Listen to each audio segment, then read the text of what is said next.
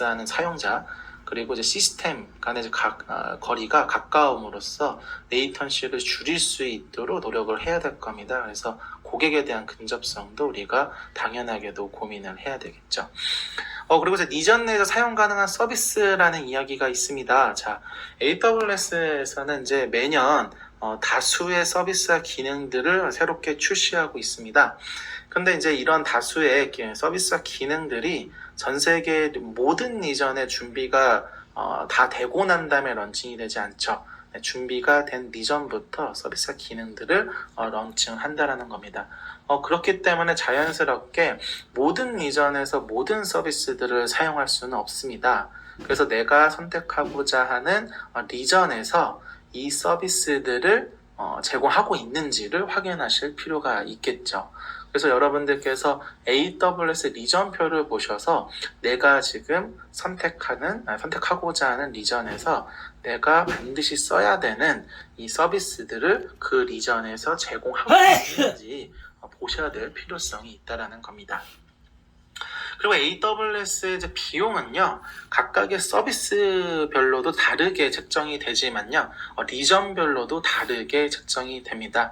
리전별로 다르게 책정되는 이유들은 리전을 구축하는 데 있어서 필요한 비용이 다 전부 다 다를 수 있기 때문에 달라지게 되겠죠. 그래서 우리가 비용을 좀 더 엄격하게 관리해야 되는 그런 요구사항이 있다라고 한다 그러면 리전을 선택하는 데 있어서도 비용을 고려해야지 될 겁니다. 그래서 우리가 리전 선택을 하는 데 있어서는 보시는 것처럼 네 가지의 유형들, 크게 네 가지의 고려사항들을 고민을 하셔서 리전을 선택해야 된다라고 이야기하고 있습니다. 각각의 AWS 리전에는요, 가용 영역이라고 불리는 다수의 격리된 위치가 포함되어져 각각의 리전에는 기본적으로 2개 이상의 가용 영역으로 이루어져 있고요. 그 다음 이제 각각의 가용 영역에서는 이제 단일 데이터 센터보다는 더 높은 가용성, 매결합성 및 확장성을 갖춘 어플리케이션 또는 데이터베이스가 운영될 수 있도록 구성이 되어져 있습니다. 보시는 것처럼 하나의 가용 영역은 하나 이상의 데이터 센터로 이루어져 있습니다. 그리고 각각의 가용 영역 간에는 저희 고속 프라이빗 네트워크로 연결이 되어져 있어서 여러분들께서 좀 더 가용 간의 원활한 통신들을 제공하고 있고요.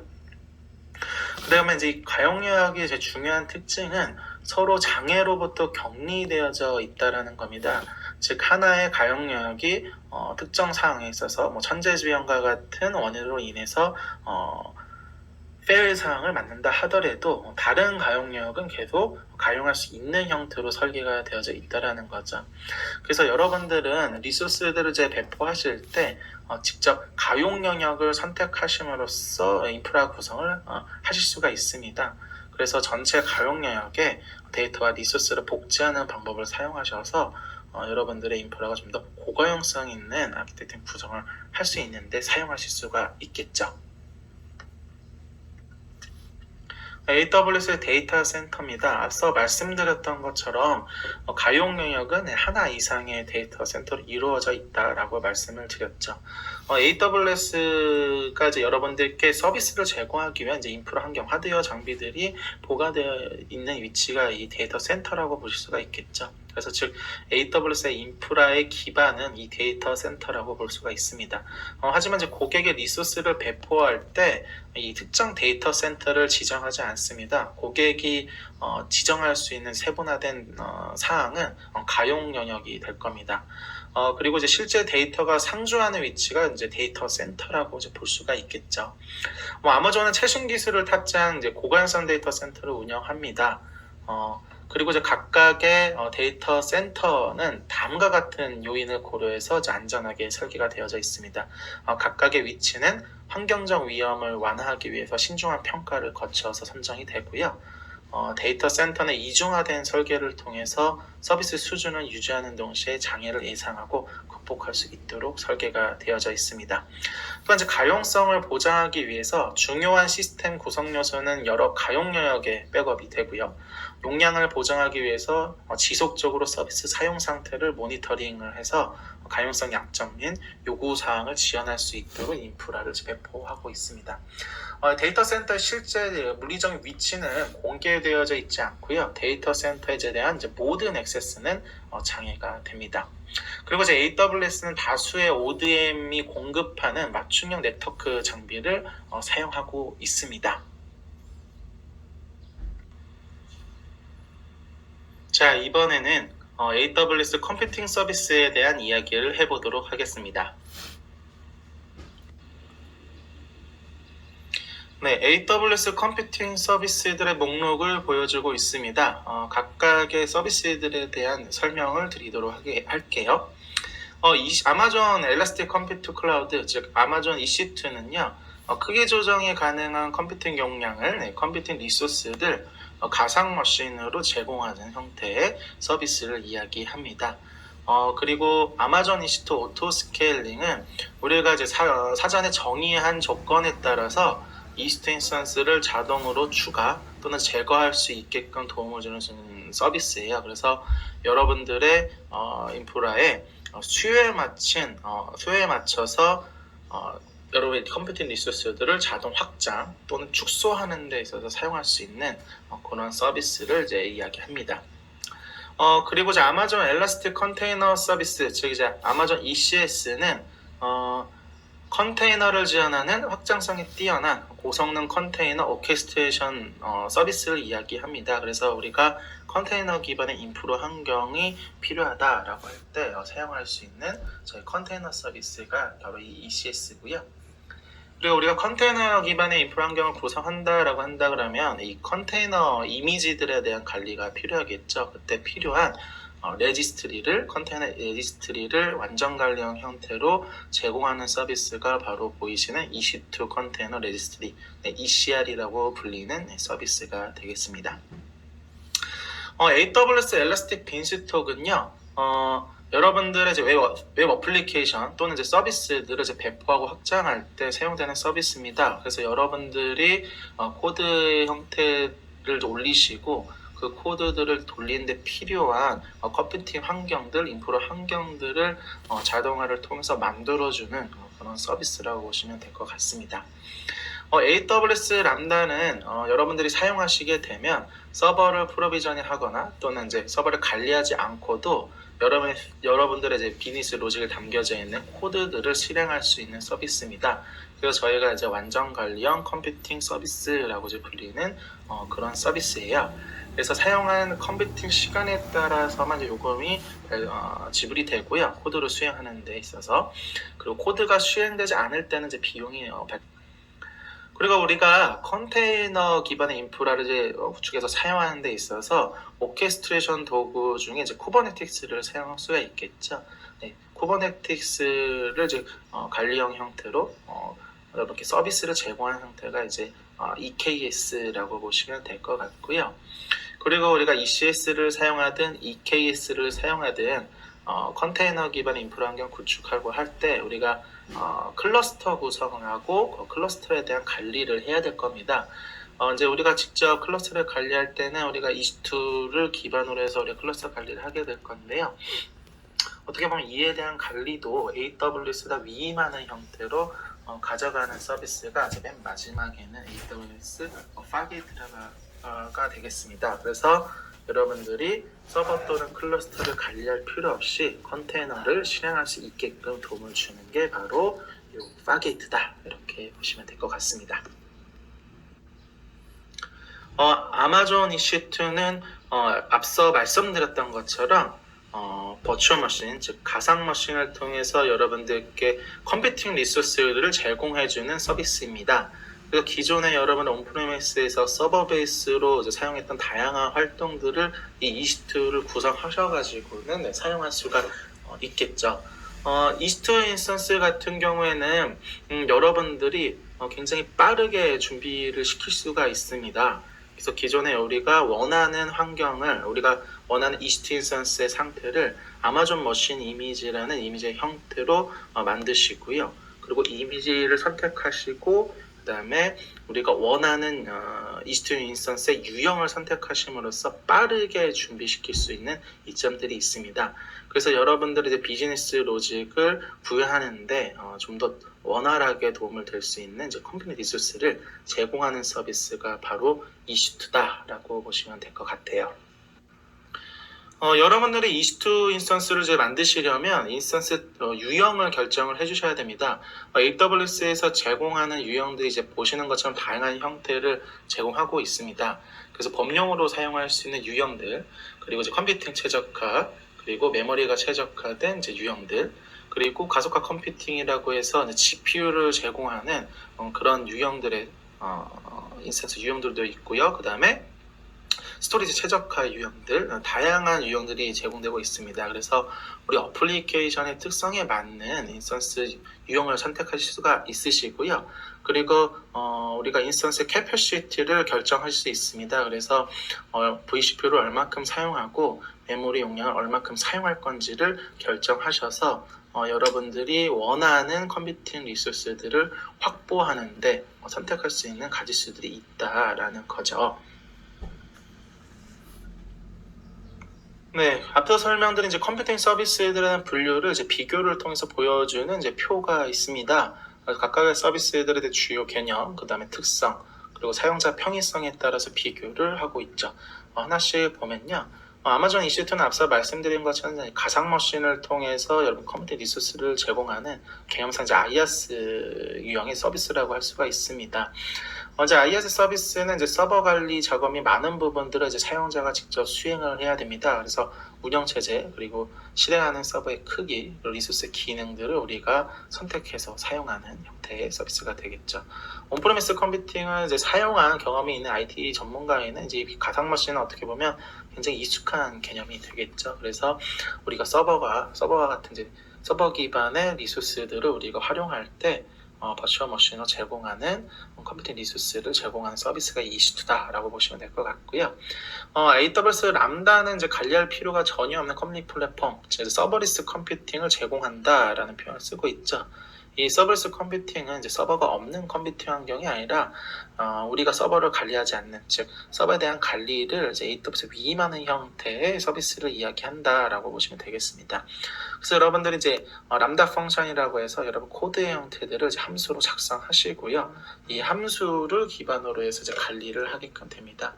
실제적으로 이 코드들이 수행하는 동작되는 그 시간에만 비용이 이제 청구가 되기 때문에 좀 더 저렴하게 사용할 수 있고요. 그 다음에 여러분들 함수를 만드시게 되면 특정 이벤트가 발생하게 되면 이 람다를 수행할 수 있게끔 구성을 하게 됩니다. 그래서 여기 나오는 이제 트리거를 우리가 만들어야 된다라는 부분들이 이 내용들이 될 것 같고요. 근데 이제 이 람다라는 개념이 사실은 이제 비교적 새로운 개념이 될 겁니다. 하지만 이제 방법을 익히고 나면 관리에 대한 많은 부분들을 우리가 신경 쓰지 않아도 되기 때문에 쉽게 사용할 수 있다는 이제 장점이 있겠죠. 세 번째 보이는 이제 ECS, EKS, 파게이트, ECR과 같은 이제 서비스들은 이제 컨테이너 기반의 서비스들을 이야기하죠. 그래서 단일 OS에서 여러 워크로드를 수행할 수 있는 OS 수준의 가상화, 컨테이너 기반의 컴퓨팅을 우리가 사용하는 데 있어서 사용할 수 있는 서비스가 바로 이 서비스의 유형이라고 볼 수가 있습니다. 특히나 파게이트 같은 경우에는 이제 클러스터 관리에 대한 오버헤드를 줄일 수가 있기 때문에 좀 더 장점을 가져갈 수 있는 서비스가 될 겁니다. 마지막으로 이제 AWS 엘라스틱 빈스톡은 이제 파스의 형태의 서비스가 될 겁니다. 여러분들이 코드에 집중하시고 이 코드 형태들을 이 엘라스틱 빈스톡을 이용해서 인프라 환경을 자동화를 통해서 만들어줄 수가 있기 때문에요. 좀 더 우리가 빠르게 시작할 수가 있다라는 그런 장점이 있는 서비스가 되겠습니다. 각각의 이제 인프라 구성을 AWS가 직접 자동화를 통해서 만들어주기 때문에 사용자는 이제 어플리케이션 코드 개발에만 집중할 수 있다라는 장점이 있다라고 말씀드릴 수가 있겠죠. 그 다음에 이제 엘라스틱 로드 밸런싱에 대한 이야기를 드리겠습니다. 이제 앞서 말씀드린 이제 다양한 컴퓨팅 리소스를 제공하는 서비스에 대해서 이야기를 드렸습니다. 그리고 여러분들이 예를 들어서 이제 EC2를 기반으로 인프라 구성을 한다 그러면 동일한 역할을 하는 EC2 인스턴스들을 2개, 3개, 여러 개를 배포하시게 될 거예요. 그리고 여기서 들어오는 트래픽들을 이제 한 대에서 받아주고, 그 다음에 이 트래픽들을 고르게 분산해주는 이제 목적으로서 이 ELB를 사용하실 수가 있습니다. 이 ELB는 아까 말씀드렸던 이 컴퓨팅 리소스들을 타겟으로 가져가실 수가 있으시고요. 이 보시는 것처럼 EC2 인스턴스 같은 경우에 우리가 서로 다른 가용량에다 배포를 하실 수가 있잖아요. 그래서 서로 다른 가용량으로 트래픽들을 고르게 분산할 수 있는 역할로서 이 ELB를 사용할 수가 있습니다. 또 이제 뒤에서 말씀드린 오토 스케일링을 이제 이용하실 때 오토 스케일링으로 만들어진 다수의 인스턴스를 타겟으로 이 ELB가 가져갈 수가 있습니다. ELB가 그 다수의 오토 스케일링 안에 포함되는 EC2 인스턴스에다 트래픽들을 자동으로 이제 분산할 수 있는 기능을 갖고 있고요. 그리고 이제 수요가 변하게 되면 얘가 내부적으로 자동 확장되고 축소화되는 기능을 갖고 있습니다. 클라우드에서는 컴퓨팅 파워가 프로그램 방식으로 제어할 수 있는 리소스이기 때문에 유연한 조정 방식을 활용할 수가 있습니다. 아마존 EC2 오토스케일링은 어플리케이션 가용성을 유지하면서 사용자가 사전에 정의한 조건에 따라 EC2 인스턴스를 자동으로 추가 또는 제거할 수 있도록 지원을 합니다. 그래서 왼쪽에 보이시는 그림처럼 수요에 맞춰서 여러분의 컴퓨팅 리소스들을 스케일 아웃 또는 인 방식으로 확장 또는 축소할 수 있도록 해주는 전 서비스가 바로 EC2 오토 스케일링이다라고 보시면 될 것 같습니다. 이 EC2 오토 스케일링은 이제 손상된 EC2 인스턴스를 또는 이제 비정상인 이제 어플리케이션을 감지하고요. 그래서 여러분들의 인스턴스를 교체할 수 있는 기능들을 활용하실 수가 있습니다. 여러분들이 이제 사전에 정의할 수 있는 조건에 따라서 EC2 인스턴스가 자동 확장 또는 축소를 시킬 수가 있잖아요. 그때 우리가 수동으로 EC2로 확장하게 사용할 수도 있고요. 특정 시점에 확장 또는 축소를 할 수 있게끔도 가능하시고, 그다음에 여러분들의 리소스들을 모니터링 함으로써 동적으로 확장 또는 축소할 수 있게끔, 또는 이제 프리딕티브 오토스케일링이라고 해서 이제 예측을 통해서 인공지능 방식으로 자동 확장 또는 축소할 수 있는 조정 옵션에 대해서 제공을 하고 있는 서비스입니다. 자, 이번에는 스토리지 서비스에 대한 이야기를 한번 해보도록 하겠습니다. AWS가 제공하는 스토리지 서비스의 유형에는 심플 스토리지 서비스라고 불리는 오브젝트 스토리지가 있고요. 그 다음에 여러분들에게 이제 블록 스토리지를 제공하는 디스크 형태 블록 스토리지를 제공하는 EBS, 그리고 여러분들이 아카이브성 데이터들을 저장하는데 적합한 이제 글래셔, 그리고 여러분들이 NAS를 구성하는 데 사용할 수 있는 이제 EFS, 이런 서비스들이 있습니다. 아마존 S3입니다. 아마존 S3는 앞서 말씀드린 대로 이제 오브젝트 스토리지를 제공하는 저희 AWS 스토리지 서비스가 됩니다. 여러분은 이제 버킷이라는 단위로 여러분들이 저장해야 될 공간을 만든다라고 보시면 되겠고요. 그 내에 여러분의 데이터들을 객체 형태로 저장을 하게 됩니다. 무제한의 스토리지를 제공합니다. 그래서 여러분들이 데이터들을 무제한으로 저장할 수 있는 장점이 있습니다. 그리고 탄력적인 이제 용량을 갖고 있기 때문에 여러분들이 버킷을 만드실 때 완전히 용량을 설정하지 않고 여러분들이 데이터를 저장하면 무제한으로 저장할 수 있는 형태로 관리하실 수가 있습니다. 다만 이제 간일 객체는 5TB의 이제 제약사항이 있기 때문에 이런 것들은 고려하셔야 되고요. 그리고 보시는 것처럼 11.9이라고 불리는 이제 고내구성을 갖추고 있습니다. 그래서 여러분들의 데이터들을 좀 더 안전하게 관리하실 수가 있겠죠. 그리고 여러분들이 객체를 올리시게 되면 이 객체마다 인터넷을 통해서 접근할 수 있는 이제 엔드포인트가 이제 생성이 됩니다. 그래서 그 엔드포인트를 이용해서 여러분들이 올려놓은 이 데이터에 접근할 수 있는 형태로 관리하실 수가 있고요. 그리고 이 버킷 또는 이 객체에 따라서 접근할 수 있는 부분들 액세스를 세분화해서 관리를 하실 수가 있습니다. 그때 액세스를 이제 ACL 또는 이제 버킷 폴리시를 이용해서 제어를 하실 수가 있습니다. 아마존 EBS입니다. EBS는 여러분들이 EC2 인스턴스를 기반으로 하는 인프라 구성하는 데 있어서 블록 스토리지가 필요하겠죠. 그렇죠? 그래서 그 블록 스토리지를 제공해주는 서비스가 바로 EBS다라고 볼 수가 있겠습니다. 여러분들은 EBS 볼륨을 만드실 때 가용 영역을 하나를 선택해서 만드시게 됩니다. 그러면 가용 영역 내에 여러분들의 데이터를 중복 복제함으로써 여러분들의 데이터를 보호하게 되고요. 그 다음에 여러분들이 볼륨을 만드실 때는 유형을 선택하실 수가 있습니다. 그래서 여러분들의 어플리케이션 특성에 맞게끔 SSD를 사용하시든 하드의 유형을 사용하시든 선택하실 수가 있습니다. 그래서 우리가 원하는 IOPS 성능을 제공을 원한다라고 한다면 프로비저인드 IOPS SSD를 사용할 수가 있고요. 아니면 범용 SSD 또는 이제 처리량 최적화 또는 콜드 하드 이렇게 해서 여러분들 어플리케이션에 맞는 유형을 선택하셔서 EBS 볼륨을 만드실 수가 있습니다. 그리고 EBS 같은 경우에는 몇 분 만에 확장 또는 축소를 하실 수가 있으시고요. 그리고 여러분들이 사용하신 만큼만 비용을 지불하는 서비스입니다.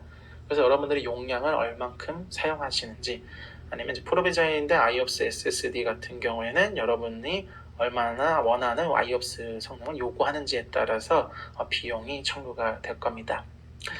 그리고 여러분들의 이제 데이터들을 백업을 할 수 있어야 되겠죠. 그래서 시점 백업인 스냅샷을 지원을 합니다. 그래서 스냅샷을 통해서 여러분들이 데이터를 관리하실 수가 있게 되고요. 그 다음에 여러분들의 이제 데이터를 이제 암호화 하셔야 되잖아요. 그래서 이 볼륨 자체를 암호화 하셔서 사용하실 수도 있습니다.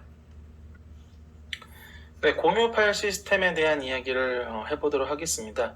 우리가 이제 원하는 요구사항 중에 여러 인스턴스가 동일한 스토리지를 사용해야 되는 경우에 어떤 스토리지 서비스를 사용해야 될까라는 질문을 하고 있습니다. 그 EBS 같은 경우에는 기본적으로는 이제 하나의 인스턴스에만 연결이 됩니다. 그렇기 때문에 적합하지 않을 수 있고요.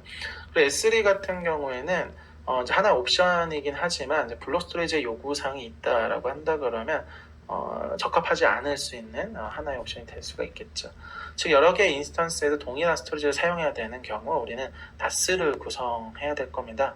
그 NAS를 제공하는 형태의 서비스가 두 가지를 소개해드리고 있는데요. 아마존 EFS 그리고 FSS4 윈도우즈 파일 서버가 있습니다. EFS 같은 경우에는 리눅스 워크로드 같은 경우에는 사용할 수 있는 형태의 서비스가 되겠고요. 그리고 FSS4 윈도우즈 파일 서버는 이제 윈도우즈 워크로드 같은 경우에 우리가 사용할 수 있는 이제 옵션이 되도록 하겠습니다. 아마존 S3 글래셔는요. 아카이브성 데이터를 저장하는데 적합할 수 있는 저희 스토리지 서비스를 이야기합니다. 보시는 것처럼 매우 저렴한 데이터 보관 및 장기 백업에 적합하다라고 되어져 있죠. 예를 들면 여러분들의 데이터들 중에서 보시면 거의 액세스를 하지 않지만 장기 보관해야 되는 요구사항이 있는 그런 데이터들이 있을 수 있습니다. 그런 데이터들을 저희가 이제 아카이브성 데이터라고 이야기하고요. 이런 아카이브성 데이터들의 특징이라고 본다 그러면 거의 액세스를 하지 않는다. 그리고 저장해야 되는 데이터 양이 굉장히 많을 수 있다는 거죠. 그래서 이 아마존 글래셔는 저장 비용이 저희 스토리지 서비스 중에 가장 저렴한 옵션 중에 하나다라고 볼 수가 있어요. 그래서 대용량의 이런 아카이브성 데이터들을 저장하는데 굉장히 비용 효율적으로 가져갈 수 있는 하나의 서비스다라고 볼 수가 있습니다.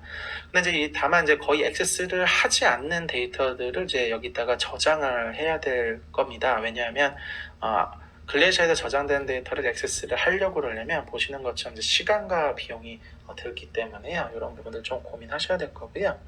그 다음에 이제 S3에 보시면 스토리지 클래스에 따른 라이프 사이클 관리가 가능하세요. 그래서 이 S3 글래셔를 S3의 스토리지 클래스 유형으로 하나로 봄으로써 라이프 사이클에 따라서 여러분의 데이터들을 자동으로 글래셔로 옮겨 담을 수 있게끔 구성이 가능합니다. 그래서 좀 더 효율적으로 사용할 수 있는 기능을 제공하는 그런 S3 글래셔에 대한 이야기를 드려봤습니다. 네, 이번에는 AWS가 제공하는 데이터베이스 서비스들에 대해서 이야기를 한번 해보도록 하겠습니다. 데이터베이스 서비스의 이제 범주에는 다음과 같이 네 가지의 서비스를 이제 소개해드리고 있는데요. 여기에 나열된 서비스를 제외하고도 더 많은 데이터 서비스들이 이제 존재를 합니다. 아마존 RDS, 네. RDS는요, 여러분들이 이제 강경 데이터베이스를 사용하는 데 있어서 좀 더 손쉽게 여러분들 데이터베이스를 구축하고 또 관리할 수 있게끔 도움을 주는 서비스가 바로 이 RDS 서비스라고 볼 수가 있습니다. 그리고 이제 아마존 오로라는 MySQL 및 이제 포스트그레와 이제 호환되는 강경 데이터베이스입니다. 그래서 여러분들의 RDS의 그 엔진 중 하나로 이 오로라를 선택하실 수가 있고요. 기존에 이제 MySQL 또는 그 전에 이제 포스트그레 대비해서 더 뛰어난 성능을 제공하기 때문에 엔터프라이즈급에서 사용하는 데이터베이스를 위해서 만들어 놓은 하나의 우리가 옵션이다라고 볼 수가 있습니다. 아마존 다이나모 DB는 비강경 데이터베이스를 완전 관리용으로 제공하는 서비스를 이야기합니다. 그래서 여러분들이 좀 더 쉽게 비강경 데이터베이스를 구축해서 사용할 수 있는 형태가 이 다이나모 DB라고 볼 수가 있고요. 아마존 레드시프트는 데이터 웨어하우스 시스템을 관리형 형태로 제공하는 저희 AWS의 서비스를 이야기합니다. 자, 앞서 말씀드린 이런 서비스들을 저희가 이제 관리형 데이터베이스라고 이야기를 합니다. 근데 우리가 데이터베이스를 구축한다라고 한다 그러면 우리가 직접 이스트를 베이스로 해서 데이터베이스를 구축할 수도 있을 거예요. 자, 그러면 여러분들이 이스트 인스턴스에다가 데이터베이스를 구축한다라고 한다 그러면 이스트 인스턴스를 프로비저닝 하고 그 다음에 여러분들의 이제 데이터베이스 엔진을 설치하기 위한 종수성을 갖고 있는 패키지를 설치하시고 파라미터를 세팅하신 다음에 엔진을 구성하시고 데이터베이스를 구축하신 다음에 그 다음에 백업 부분 솔루션 그 다음에 이중화에 대한 부분들도 우리가 또 구성해야 될 거고 그 다음에 장애 조치에 대한 솔루션 부분까지 이런 부분들을 우리가 직접 구성을 해야 되겠죠. 근데 아까 말씀드린 이제 RDS를 이제 비교한다라고 한다면 제가 방금 말씀드렸던 이런 부분들을 여러분들이 직접 하는 형태가 아니라 AWS가 대신 해주는 형태로 가져갈 수 있다는 거예요. 그러면 우리는 구축에, 데이터베이스 구축에 필요한 시간을 절감할 수도 있고 많은 관리 포인트들에 대해서 신경을 덜 쓰면서 데이터베이스를 구축할 수 있다는 이제 이점들이 있겠죠. 네.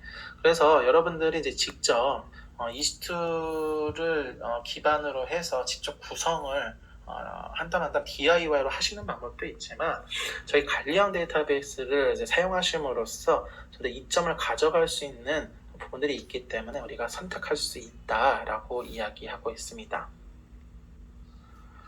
아마존 RDS에 대한 이야기입니다. 앞서 말씀드렸던 것처럼 강계형 데이터베이스를 우리가 사용하고자 할 때 우리가 관리형 서비스로 선택할 수 있는 옵션이 바로 이 RDS라고 볼 수가 있습니다. 그래서 여러분들이 데이터베이스를 구축, 또 운영, 또는 확장하는 데 있어서 좀 손쉽게 해줄 수 있는 데이터베이스 서비스가 바로 이 RDS가 되겠고요.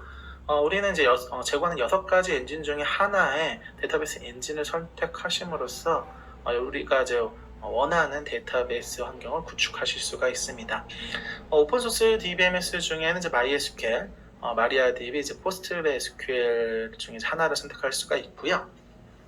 그리고 상용 DBMS 중에서는 이제 오라클, 그다음에 MX 시퀄을 선택할 수가 있습니다. 그래서 뒷장에서 또 말씀드릴 또 아마존 오로라를 이제 엔진으로 선택할 수도 있고요. 아마존 RDS는 이스트의 기반으로 동작되는 서비스입니다. 그래서 여러분들이 인스턴스 유형을 선택하실 수가 있습니다. 그래서 엔진을 선택하시고 인스턴스 유형을 선택하시고 그리고 스토리지를 어떤 유형을 선택하실 건지를 선택하시고 구축을 하시게 되면 손쉽게 빠르게 여러분들 데이터베이스를 준비시켜 줍니다. 그리고 여러분들이 시간 소모적인 이제 시간 소모적인 소프트웨어 패치라든가 백업 이런 부분들에 대한 부분들을 기능으로서 갖추고 있고요. 여러분들이 원하신다라고 한다 그러면 여러분의 데이터베이스를 이제 스냅샷을 통해서 수동 백업을 가져가실 수도 있습니다. 그리고 여러분들이 멀티에이지 배포라고 해서 데이터베이스 이중화를 하는 데 있어서도 좀 더 손쉽게 가져가실 수가 있으시고요. 그리고 여러분들의 데이터들을 이제 암호화해서 활성화할 수 있는 이런 부분들도 우리가 선택하실 수가 있습니다.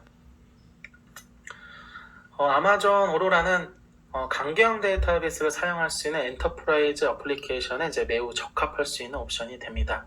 아마존 오로라는 보시는 것처럼 MySQL, PostgreSQL 호환되는 형태로 제공이 됩니다. 오픈소스 DBMS를 기반으로 설계가 되어져 있기 때문에 기존 상용 데이터베이스와 비교해서 데이터베이스 비용을 90% 이상 낮추면서도 데이터베이스와 안정성과 가용성을 높일 수가 있습니다. 아마존 아로라는 이제 완전 관리형 서비스로서 프로비저닝, 패치 적용, 백업, 복원, 장애 탐지, 그리고 복구 이런 등 시간이 많이 소요되는 작업을 자동화함으로써 이제 시간을 절약하는데 도움이 될 수가 있습니다.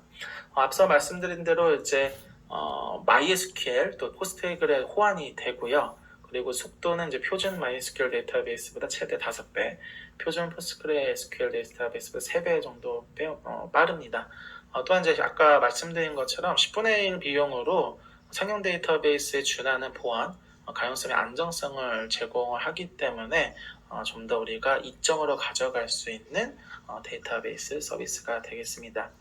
지속적으로 여러분들의 데이터들을 이제 S3로 백업을 가져가고요. 그 다음에 여러분들이 원하신다라고 한다 그러면 읽기 전용 복제본을 최대 15개까지 만드심으로써 여러분들의 읽기 워크로드에 대한 부분들을 많은 부분을 처리할 수 있게끔 도움을 줄 수 있는 그런 기능들을 제공하고 있습니다.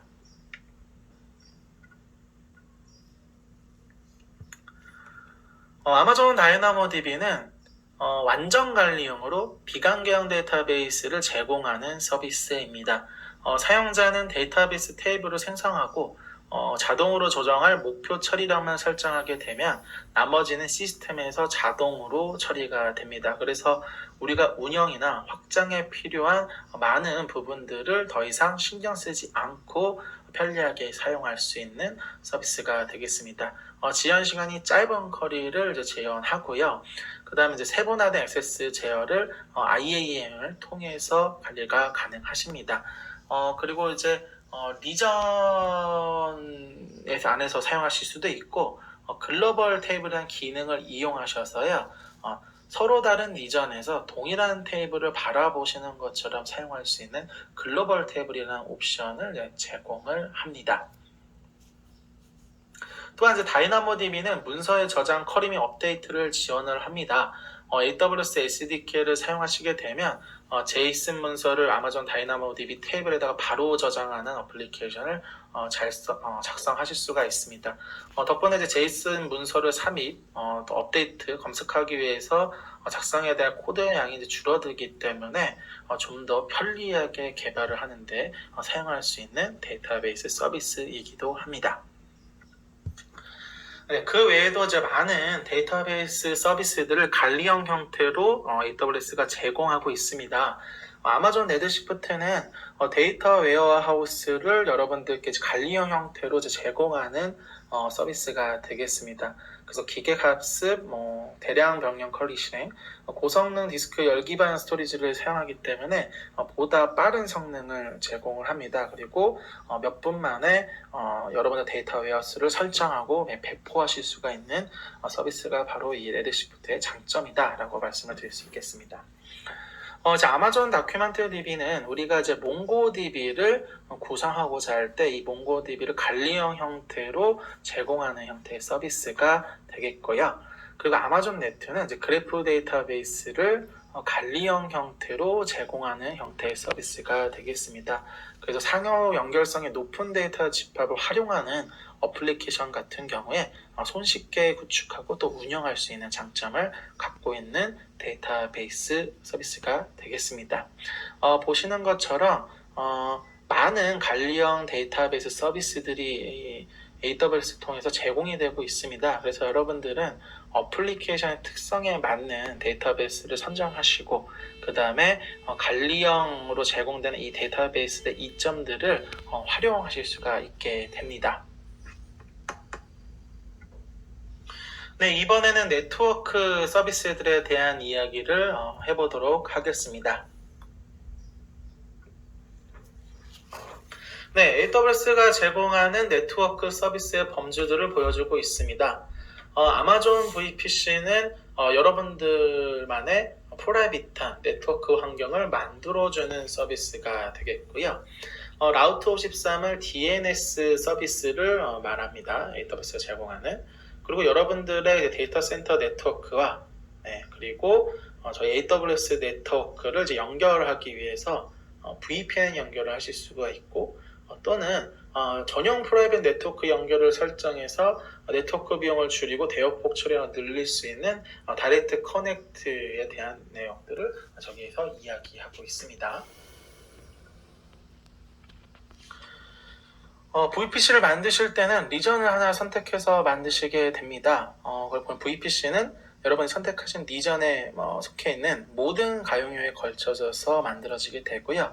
여러분들은 IP 레인지를 정의하셔서 만드시게 됩니다. 그리고 그 안에 이제 서버넷을 만드실 수가 있는데요. 당연하게도 이 서버넷은 서버넷이 속해 있는 VPC의 레인지 범위 안에 속해져 있어야 되고요.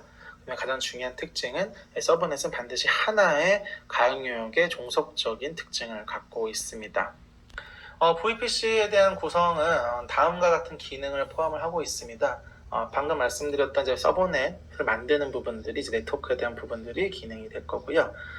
그 다음에 이제 라우팅 테이블에 대한 것들을 작성하셔서 라우팅에 대한 기능들. 그 다음에 이제 인터넷 게이트웨이라고 해서 여러분들이 이제 퍼블릭 서버넷, 즉 인터넷을 통해서 접근할 수 있는 서버넷 영역을 만드실 때 사용할 수 있는 인터넷 게이트웨이를 제공하고요.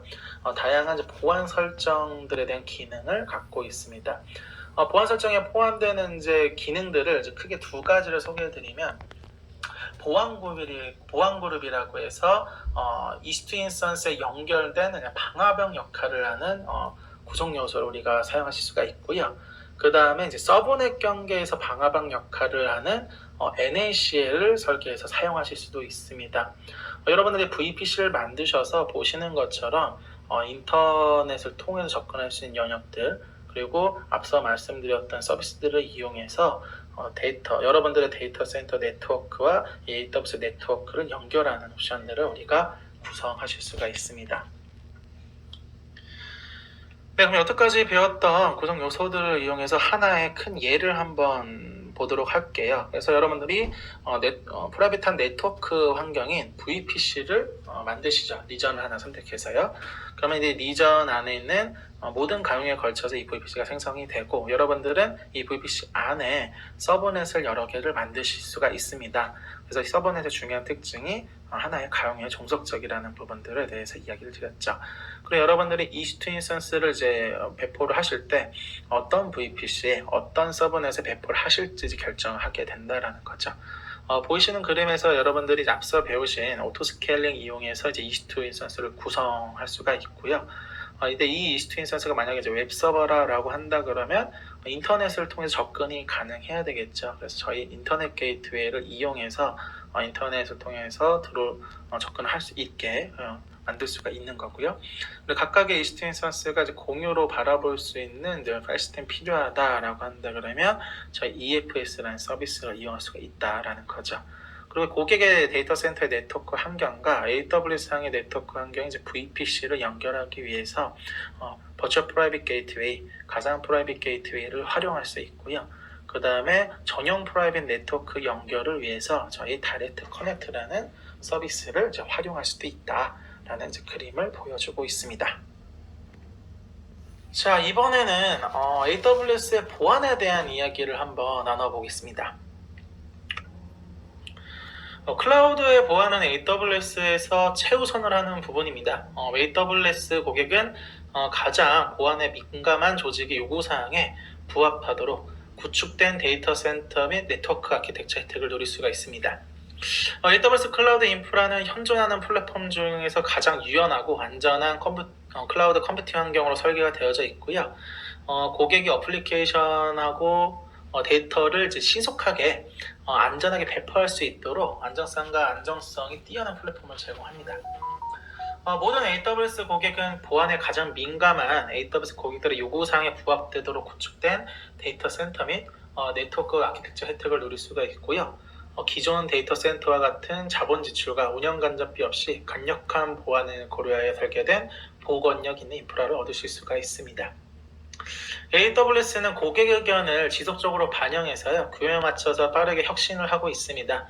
AWS 솔루션이 시간이 지남에 따라 개선되고 핵심 보안 서비스가 계속 진화하기 때문에 고객은 이에 대한 혜택을 보실 수가 있고요.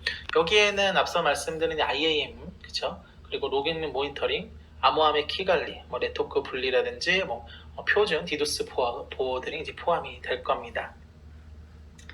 AWS에서 보안 작업을 자동화하면 사람의 구성 실수를 줄이고 팀이 비즈니스의 중요한 다른 작업에 집중할 시간이 늘어나기 때문에 더 안전해질 수 있습니다. 보안 자동화와 API 통합을 통해서 보안팀의 대응성과 민첩성이 향상되기 때문에 개발 및